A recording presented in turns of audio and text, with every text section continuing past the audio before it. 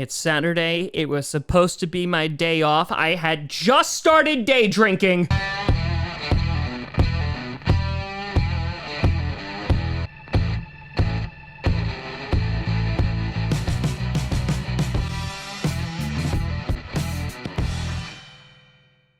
Grossi Posse Packer Nation.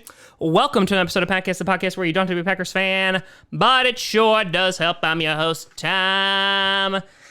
Of course, it's the Seahawks, because why wouldn't they continue to be the bane of my existence? Grossi, and yes, just a breaking news. The New York, Jersey, Jets have traded safety Jamal Adams to the Seattle Seahawks. And when we talked about Jamal Adams weeks ago, talking about if the Packers should make a pass at him, I said, you know what, it'd be nice to have him because he's kind of like that hybrid guy in which he could play linebacker, a position of need for us, but, you know, is obviously a pretty damn good safety, is arguably the best player on the New York Jets, but ultimately he's going to cost too much money. And I said that one of the suitors is going to be the Seahawks. We talked about potentially also having the Cowboys or the 49ers. But official today, depending, of course, on physicals, the Jets gave up Jamal Adams and a 2022 fourth-round pick. And Seattle gave up Bradley McDougald, who's their safety, a 2021 first and third round pick, and a first round pick in 2022. Now, the Jets have kind of had this mindset the entire time that they'd be willing to deal Jamal Adams if the price was right. I know they had been trying to get 2 first rounders. They apparently supposedly shopped him to the Cowboys before the trade deadline last year. And here you go. I mean, this honestly is too rich an offer to pass up, because you look at like the Minkah Fitzpatrick trade between the Steelers and the Dolphins last year, in which Minkah, right, it was a 4th and a 7th that the Dolphins gave up with Minkah Fitzpatrick for a 1st, a 5th, and a 6th. And so obviously, you know, the Steelers got a better deal with Minkah Fitzpatrick here, but Jamal Adams is definitely going to be a game changer for that Seattle secondary, who has not been the same ever since the Legion of Boom is now the Legion of because they really haven't had that great of a secondary. So looking at the Seattle Seahawks secondary now, they had Quandre Diggs, who obviously left over from the Lions, coming on over to Seattle, had 3 interceptions last year, but Quandre Diggs is only 26 years old. You have Jamal Adams coming up now, who has been pretty damn consistent. He was the 6th overall pick in 2017, and he's been in the Pro Bowl the past 2 seasons.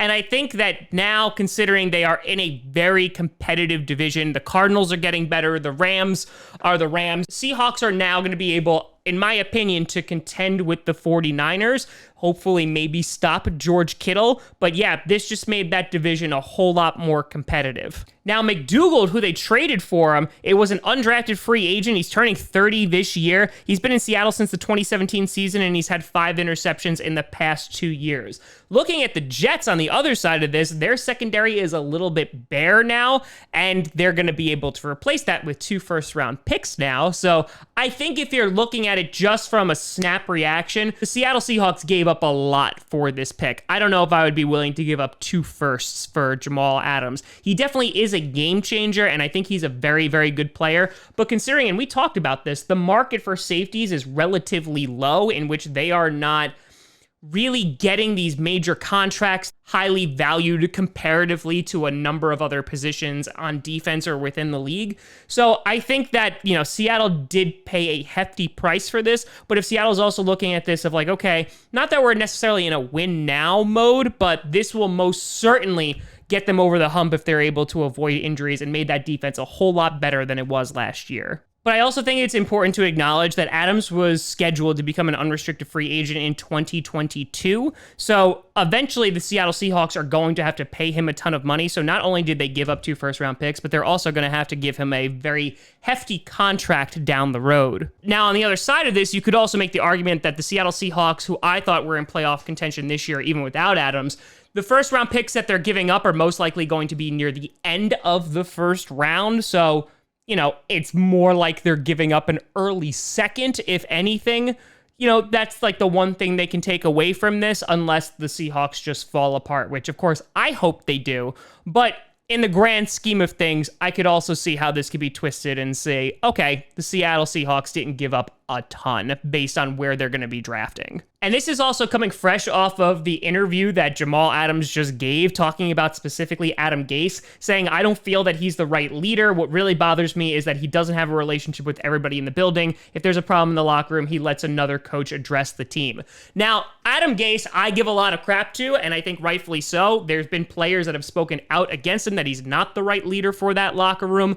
And I have to think that this kind of just pushed Jamal Adams even further out the door. And throw on top of that the Seattle Seahawks are willing to give up 2 first-round picks.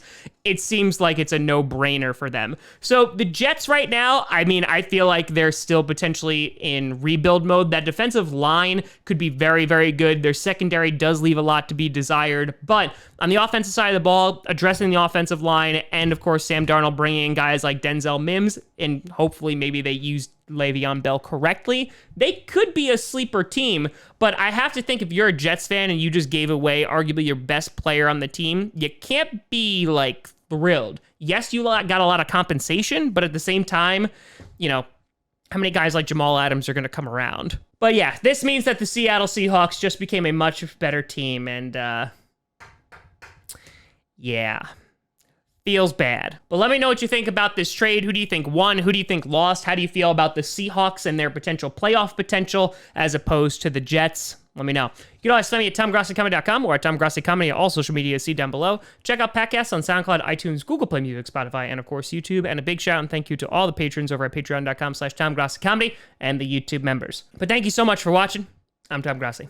And as always, go Pack Go.